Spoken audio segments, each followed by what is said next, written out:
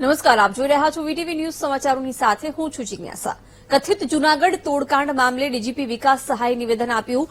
Suspend PI તરલ ભટ્ટની એટીએસે ગાડીના આધારે ધરપકડ કરી। ડીજીપી વિકાસ સહાયે પીઆઈ તરલ ભટ્ટની પૂછપરછ કરી।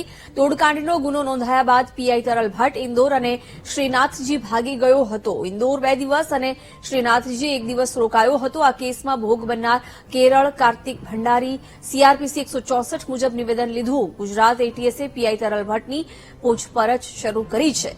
પીઆઈ તરલ ભટ્ટને કાલે 11 વાગે જૂનાગઢ કોર્ટમાં રજૂ કરી રિમાન્ડની માંગ કરવામાં આવશે। તરલ ભટ્ટની ઊંડાણપૂર્વક તપાસ કરવામાં આવી રહી છે।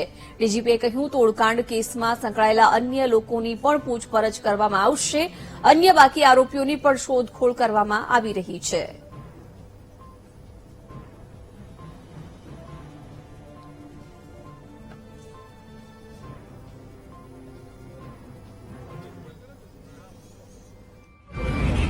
આ જૂનાગઢના કેસમાં જે તપાસ એન્ટી ટેરરિસ્ટ સ્ક્વોડને સોંપવામાં આવી હતી તેમાં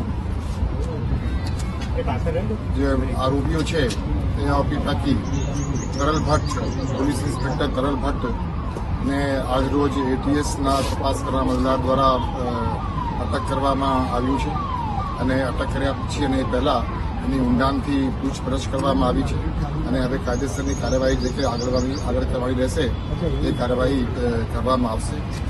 આ સમગ્ર તપાસમાં અન્ય જે બાબતો છે, અન્ય જે એવિડન્સ છે એ કલેક્ટ કરવા માટે અલગ અલગ લોકોની પણ અને વિટનેસીસની પણ અત્યારે પૂછપરછ ચાલુ છે અને એવિડન્સ કલેક્ટ કરવા માટેની તમામ પ્રક્રિયા તપાસ કરવાના અમલદાર દ્વારા કરવામાં આવી છે। સર, ક્યાંથી પકડાયા, જોડે શું કંઈ મળ્યું? હલો, આરોપીઓને કઈ રીતે પકડવામાં આવ્યું, આરોપીએ પૂછપરછમાં શું બતાવ્યું છે અને આરોપીની પૂછપરછ પછી શું કાર્યવાહી કરવાની છે અને ડિટેલ્ડ બ્રીફિંગ પછી કરવામાં આવશે।